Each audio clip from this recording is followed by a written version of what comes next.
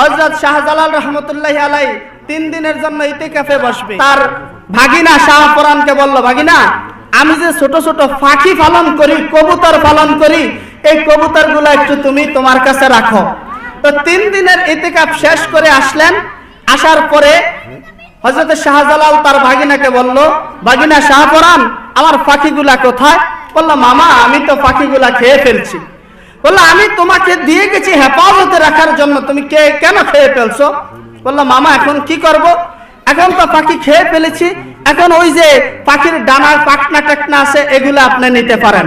হযরত শাহজালাল রহমতুল্লাহি আলাইহি রাগ করলেন, হযরত শাহপরানকে গালের মধ্যে একটা চড় দিলেন, থাপ্পড় দিলেন।